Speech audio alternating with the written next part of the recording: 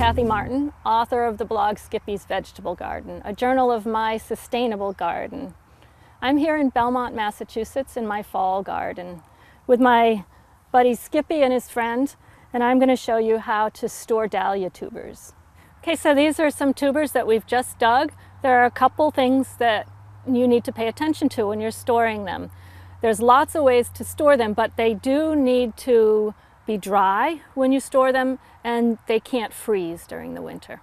Okay, so what we're going to do is to let these tubers sit in the sun for a few hours until they're nice and dry. And then I'm going to show you two different methods for storing them. One would be to wrap them in newspaper.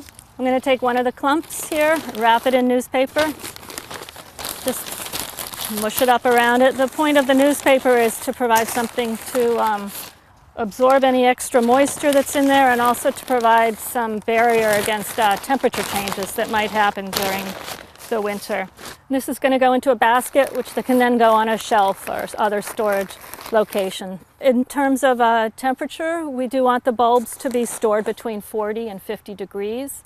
It's imperative that they don't freeze. If you don't have an area that is that temperature, you can consider a refrigerator that might be dedicated to tubers set for 40 degrees, or a spare room, turning the temperature down. I'm lucky to have a basement that stays at that temperature. The method that I use to store my plants, since the basement has rafters, I like to use a plastic bag. The handles can hang from the rafters.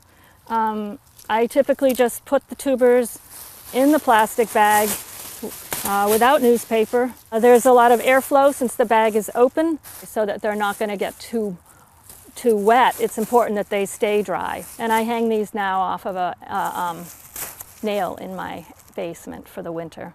And one last thing is to label the type of dahlia. I grew several this year. This one was pink and white. So I'll label pink and white dahlia. Can then add that to the bag. And it's ready for storage. So I've showed you how to store dahlia tubers. I'm Kathy Martin, author of the blog Skippy's Vegetable Garden, a journal of my sustainable garden. Enjoy your sustainable garden and grow some great healthy vegetables.